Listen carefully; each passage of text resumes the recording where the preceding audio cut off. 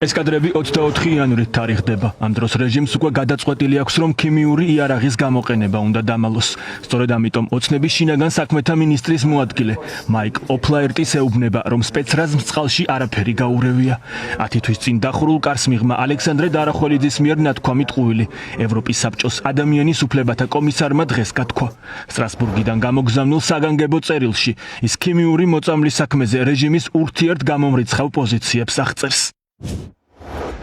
2025 წლის იანვარში საქართველოში ვიზიტის დროს შინაგან საქმეთა მინისტრის მოადგილემ დამარწმუნა, რომ დემონსტრანტების წინააღმდეგ ქიმიური გამაღიზიანებლების შემცველი წყლის ჭავლი გამოყენებული არ იყო. მას შემდეგ რამდენიმე მაღალჩინოსანმა პრემიერ-მინისტრის, შინაგან საქმეთა მინისტრის და სახელმწიფო უსაფრთხოების სამსახურის ხელმძღვანელის მოადგილის ჩათვლით აღიარა, რომ ქიმიური ნივთიერებები გარეული იყო წყალში, მაგრამ არატოქსიკური ნივთიერება, ჯანმრთელობაზე შესაძლო ხანგრძლივი ზემოქმედებით, რაც ნახსენები იყო ხნის წინ მედია სიუჟეტში. ევროსაბჭოს ადამიანის უფლებათა კომისარს რატომ მოატყუეთ? ის თქვენთან კომუნიკაციას იხსენებს და ამბობს, რომ თქვენ მას 10 თვის წინ არწმუნებდით, რომ ქიმიური გამღიზიანებლები წყალში არ შეგირევიათ. ის რომ ტყუილში საჯაროდ ამხელდნენ ალექსანდრე დარახველიძისათვის მოულოდნელობა აღმოჩნდა. ამიტომ ოცნების შინაგან საქმეთა მინისტრის მოადგილემ, რომელიც ქიმიური მოწამვლის საქმეზე მთავარი სპიკერია, პასუხი ამჯერად ვერ მოიფიქრა.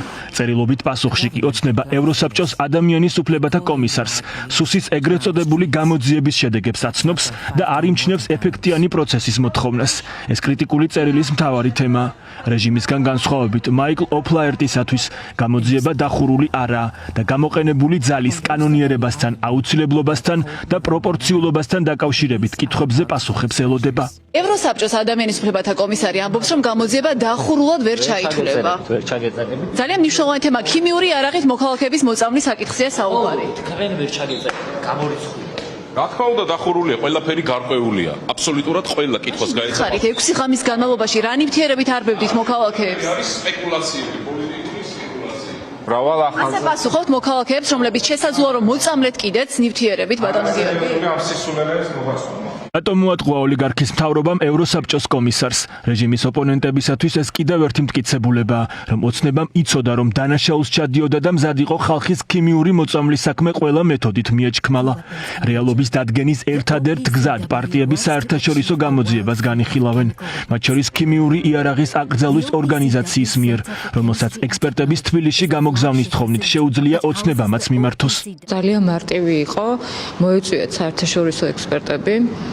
ეჩვენებინათ საერთაშორისო ექსპერტებისთვის ყველაფერი, მიღება ჩაბარების აქტები, რომლის გამოქვეყნებასაც მე დიდი ხანია ვითხოვდი და სულ ვითხოვდი, როდესაც ეს გამოძიება ასე საჯაროდ იყო ცნობილი, ამიტომ ნებისმიერ შემთხვევაში დანაშაული ჩადენილია, ეხლა ყველაფერი უნდა გაკეთდეს იმისთვის, მათ შორის ჩვენი საერთაშორისო პარტნიორების მხრიდან, რომ ეს დანაშაული დაფარული არ იყოს საბოლოოდ. ეს არის აბსოლუტურად ბუნებრივი განცხადება და არა მხოლოდ ევროსაბჭოდან, ესეთი განცხადებები იქნება ყველა რელევანტური საერთაშორისო ორგანიზაციისგან და ასევე ინდივიდუალური სახელმწიფოებისგან, იმიტომ რომ სოფლიოს იმ ნაწილში, სადაც ჩვენ ვცხოვრობთ, საკუთარი მოსახლეობის წინააღმდეგ ქიმიური იარაღის გამოყენებას არ აქვს ანალოგი.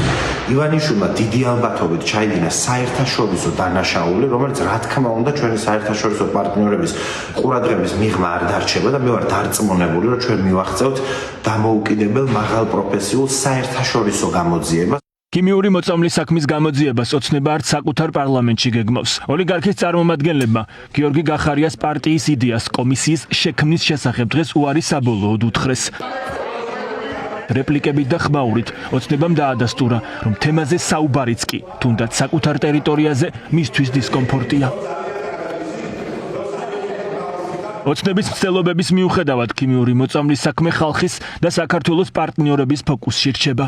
ამ ფონზე ყურადღებას იქცევს ივანიშვილის პრეზიდენტის ვიზიტი ბელგრადში.